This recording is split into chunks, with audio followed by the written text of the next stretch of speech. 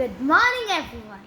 The title of my story is The Lion and the Bear. এদিন এটা জংঘলত এটা সিংহ আছিল আৰু সেই সিংহটো বহুত খকুৱা আছিল। তো সি সদায় লাঞ্চত কি কৰিছিল, বেলেগ বেলেগ জন্তু খাইছিল। তো সিহঁতে মিলাই পেলাই সিংহটোক ক'লে যে ছাৰ আমি আপোনাক সদায় এটা এনিমেল লাঞ্চত খাব দিম, কিন্তু আপুনি আমাক প্লিজ নাখাব। আৰু সিংহটো এগ্ৰী কৰি দিলে।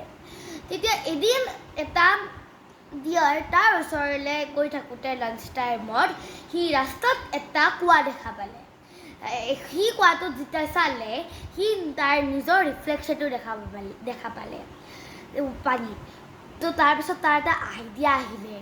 সি কি কৰিলে, সিংহটোৰ ওচৰত গ'ল সিংহটোৱে ক'লে যে ইমান সৰু জন্তু মই কিয় খাম, আৰু এটা জন্তু কিয় খাম। তাৰ খং উঠি গ'ল। তাৰপিছত সেই হৰিণাটোৱে কি ক'লে যে ছাৰ, ৰাস্তাত আহি থাকোঁতে এটা সিংহই 4টা লায়ন খাই দিলে, 4টা হৰিণা খাই দিলে, মই এতিয়া বাচি আছোঁ। তো সিংহটোৱে কি ক'লে যে ব'লাচোন মোক লৈ যোৱা, কোনটো সিংহই বাকীকেইটা হৰিণাক খালে।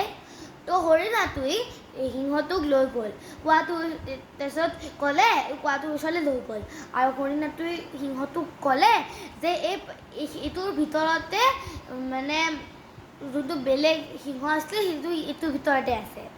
তো সি যেতিয়া চালে, সি নিজৰ ৰিফ্লেকশ্যনটো দেখিলে আৰু ভাবিলে যে এইটো বেলেগ এটা লায়ন হয়। চ' সি সেইটো পানীৰ ভিতৰত জাপ মাৰি দিলে আৰু তাৰপিছত মানে কাজিয়া লাগিবলৈ জাপ মাৰি দিলে। তাৰপিছত সি মৰি থাকিলে। সেই দিনৰ পৰা জংঘলত থকা গোটেইকেইটা জন্তু শান্তিত থাকিলে। Moral of the lesson: being calm helps us to make a wise decision.